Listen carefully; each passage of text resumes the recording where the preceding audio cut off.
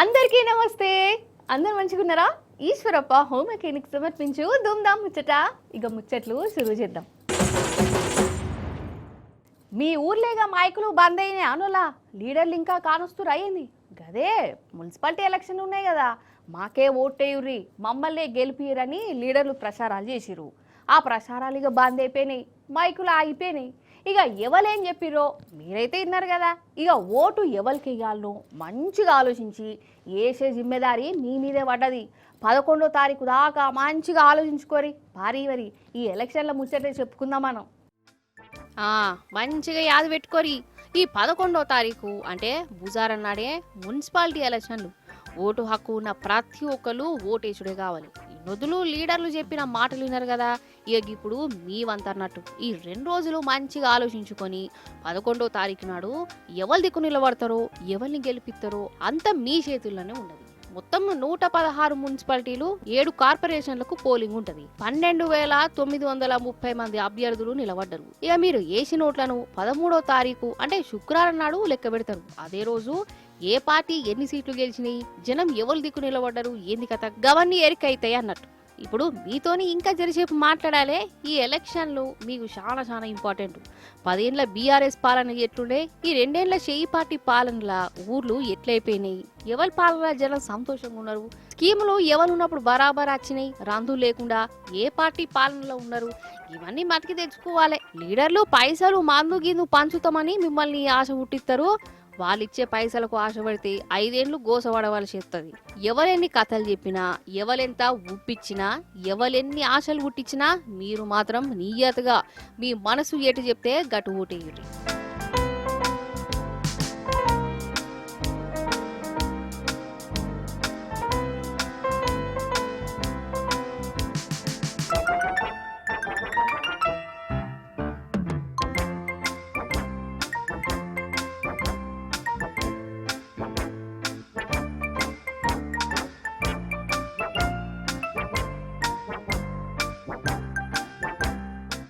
నిజంగా బంగారం అంటే ఎవరికన్నా పాయరమే కదా.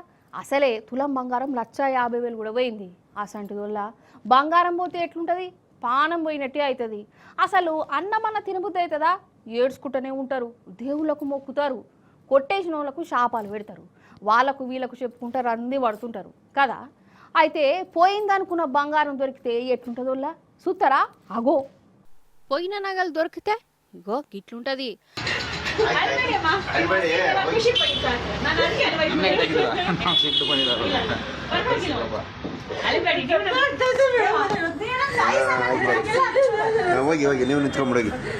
పాపం ఆమె సంతోషంలా ఎంత ఏడుస్తున్నదో కదా. కాదా మరి? 1-2 10 లక్షల విలువ గల నగలు మరి అవి. ఈమె బెంగళూరు ఆమె నగలను బ్యాగ్లో పెట్టుకొని ఆర్టీసీ బస్సుల ప్రయాణం కట్టింది. ఆగమాగంలా బస్సు దిగింది, బ్యాగ్ అందులోనే మర్చిపోయింది. చాలా సేపటి దాకా బ్యాగు పోయిందన్న ముచ్చటేరికైంది. మరి పోగొట్టుకున్నది నగలేనా? ఇక దొరుకుతాయా? ఇక నగలన్నీ పోయినాయని పాపం మస్తు ఏడిచిందోళ్ళ ఆర్టీసీ వాళ్ళకు పోలీసు వాళ్ళకు కూడా ఫిర్యాదు చేసింది. అయితే ఈ ఆర్టీసీ డ్రైవర్ కండక్టరు మంచోళ్ళు ఉన్నట్టున్నది. వాళ్ళు ఆమె బంగారం కోసం బస్సు అంతా దేవులాడంగా దొరికినాయి. ఇక ఈమెను పిలిపించి దొరికిన నగలను అప్పచెప్పారు. ఇక బ్యాగులో ఉన్న బంగారం చూసి ఆమె ఒక సంబరపడు కాదా మరి. చచ్చిపోయిన మనిషి బతికితే ఎంత సంబరమో, పోయిన బంగారం మళ్ళా దొరికే వరకల్లా పాపం ఆమెకు సంతోషంలో కండ్ల పొంట నీళ్ళు వచ్చినాయి. ఆగో ಇದೆ ಅಲ್ವಮ್ಮ ಐಟಮ್ಸ್ ಎಲ್ಲ ಇದೆ ಅಲ್ವಮ್ಮ? ಅಲ್ಲಮ್ಮ ಈಗ ಐಟಮ್ಸ್ ಎಲ್ಲ ಇದಾವಲ್ವ ನಿಮ್ಮವು? ಇದೇ ಗಾಡಿಲಮ್ಮ ಬಂದಿದ್ದೇವೆ, ಇವರೇ ಕಂಡಕ್ಟ್ರು.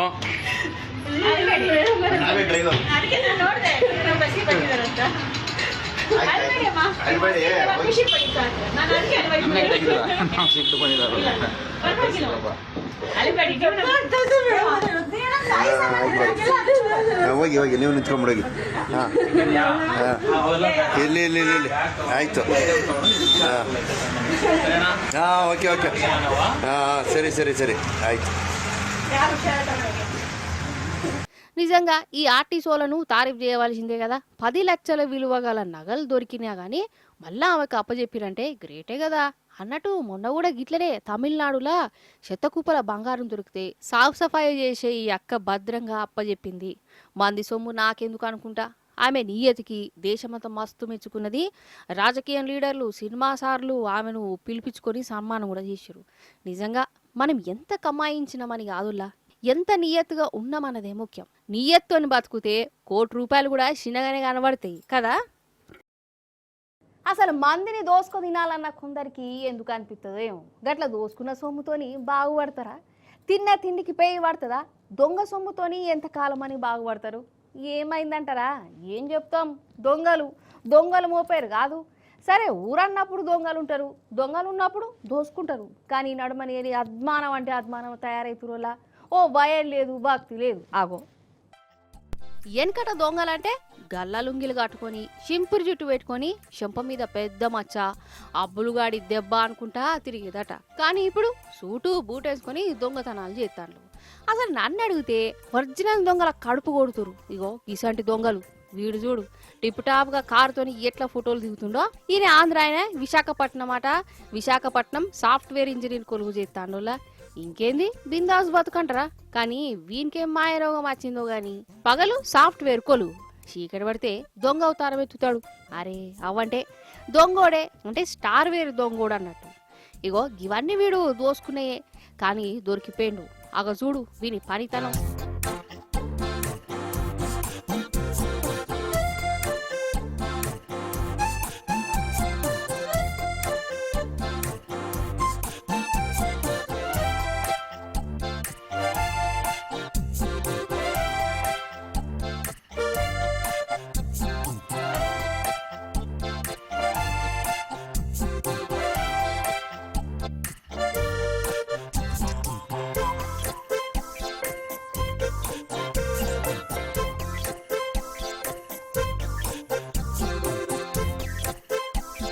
మరి మంచి కోల్వేనా? ఈ దొంగ బుద్ధి ఏం రోగానికి అనిపించచ్చు? వీడు జల్సా రాయుడైపోయిందట. వీని జల్సాలకు సాఫ్ట్వేర్ జీతం కూడా సరిపోతలేదు. ఇంకేందిగా దొంగతనాలకు మరిగిండు. నెలంతా కష్టపడే ₹1,00,000 కూడా రాని రావు. అదే ఒక్క రాత్రి ఒగలిల్లు లూటీ చేస్తే ₹1,00,000 ఎటు పోవని ఫిక్స్ అయిపోయింది. ఇప్పటికీ 20 చోరీలు చేసిండట. ఇదివరకు ఓసారి జైలు కూడా పోయి వచ్చిండట మహానుభావుడు. అయినా కుక్కదోగ వంకరే అన్నట్టు వీని బుద్ధి మారలే. BMW కార్లు తిరుక్కుంటా గిట్ల చోరీలకు దిగబడ్డాడు. ఇక చెప్పు కదా. ఒక ప్రాపర్టీ అఫెండర్ అతను మన ఆంధ్ర రాష్ట్రంలో 56 ప్రాపర్టీ అఫెన్సెస్ చేశారని ఇంతవరకు. మన వైజాగ్ సిటీలో 26 అండి ప్రాపర్టీ అఫెన్సెస్.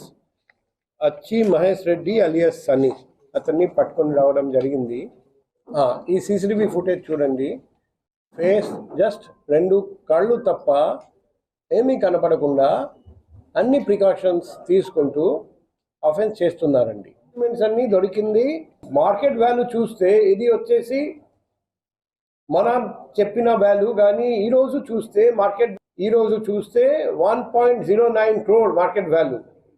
ఇది కాకుండా ఒక BMW కార్ అతను కొన్నారు. ఈ అన్ని స్టోలెన్ ప్రాపర్టీ అమ్మేసి అది కూడా మేము సీజ్ చేసాము. తర్వాత ఒక 2-wheeler స్కూటీ నంబర్ ప్లేట్ లేకుండా అది కూడా దొంగతనం కోసం యూజ్ చేశాడు. కాదు, ఏమనంటే కోపాలు బాగా వస్తాయి. కానీ చేతికి స్టీరింగ్ వచ్చింది కదా అని రోడ్డు మీద ఎట్లా పడితే గట్లా దంచుకోబోడేనా? బండో కారో వ్యానో నడుపుకుంటా రోడ్డు మీదకి వచ్చిందమంటే మన కుటుంబాన్ని మతికి తెచ్చుకోవాలి. అవతల కుటుంబాల గురించి ఆలోచించాలి. అట్లా ఆలోచించేటోళ్ళైతే సోయతూ నడుపుతారు. గంతేగాని ఎవడెటన్నా పోని నేనేమన్నా కానీ అని ఇష్టం వచ్చినలా నడిపేటోళ్ళను ఏం చేయాలి? ఏం చేసినా పాపం లేదు అసలు. కార్లల్లా తోపు తురుము కార్ అంటే ఏ కారు? ల్యాంబోర్గిని కారే కదా. దాని ఖరీదు కోట్లలోనే ఉంటది. బాగా పైసలు గల్లోళ్ళ కార్నే ఉంటాయి ఇసంటి కార్లు. ఇగో ఇది ల్యాంబోర్గినే కారే. అచ్చరాన 12 కోట్ల రూపాయలు పెట్టుకున్నాడు ఈ పిల్లగాని నాయన. మరి పిల్లగాడు ఏం చేసిండు? దాన్ని నడిపి ఇగో గిట్లా తుక్కుడం చేసి వాడేసిండు. వాని దిక్కుమాల నడుపుడుకు మంది కోసపడ్డరు. ఉత్తరప్రదేశ్ రాష్ట్రం కాన్పూర్లనోలా ఇగో గీ పోరడు కుత్కెలు దాగా తాగిండట. ఇక తాయినోడు తాయినట్టే చెద్దరు కప్పుకొని పండుకుంటే ఏమైతుంది? కారు తీసిండు. అవసరమా? అది కూడా ల్యాంబోర్గిని కారట. ఇక తాగిన మాత్రమే రోడ్డు మీదకి వచ్చిండు. జనాలను గుద్దుకుంటూ పోయిండు. రోడ్డు అంతా ఆగమాగం చందన. పాపం జనాలకు దెబ్బలు బాగా దాకినాయి. ఆటో కూడా చుట్టపోయింది. అసలు ఇట్లా తాగి కార్లు బండ్లు నడిపేటోనికి ఎంత పెద్ద శిక్ష వేసినా తక్కువని. ఇక తాగి రోడ్డు మీద కచ్చుడైంది, ఇలా జనాలను గోసపుచ్చుకునుడేంది అన్నట్టు 12 కోట్ల కారు కొన్నాడంటే వీళ్ళ నాయన పెద్ద తురుముకానే అయి అనిపిస్తున్నది కదా. కరెస్టే, ఈ పోరన్ నాయన ఉత్తరప్రదేశ్లో పొగాకు వ్యాపారం చేస్తాడట. కోట్లకు కోట్లు కమాయించిండు. కొడుకు చేతిలో కారు పెట్టి మందిని ముంచే ఎగిరం పెట్టుకున్నాడు. కాతాకున్న వారెద్దు అన్నట్టు.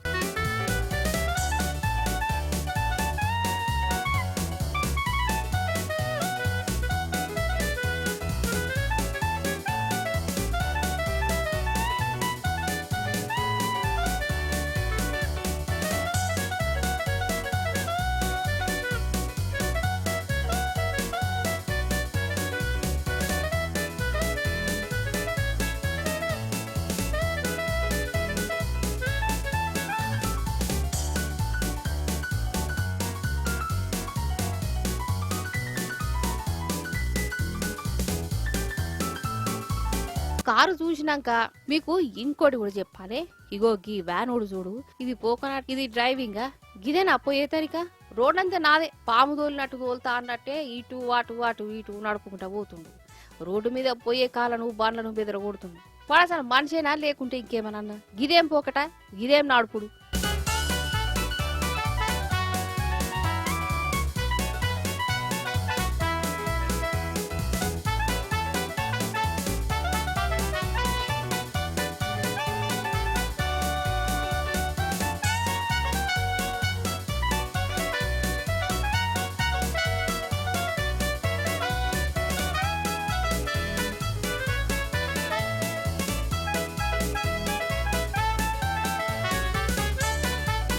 కార్లు వ్యాన్లే కాదు, ఇగో గీ స్కూటర్ల మీద పోయేటోళ్ళు ఏమన్నా చిన్నోళ్ళే, ఇక నేరి అద్మానం అనుకోవాలి. గీ పోరగాళ్ళకు పోయే కాలం కాకుంటే ఇంకేంటిది? స్కూటర్ మీద చూడు సర్కస్ వీట్లు చేస్తాను.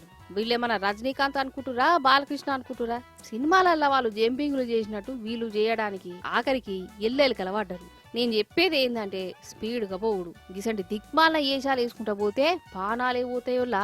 తప్పు చేసినోంది కాదు, అన్యం పుణ్యం తెరవనోళ్ళు గుసగారా. ఎదుటోళ్ళు ఏం తప్పు చేయకున్నా వీళ్ళు నడుపుడుకు వాళ్ళ కుటుంబాలు రోడ్డు మీద పడయా. ఎన్నడు వాడతారో ఏం పాడపో.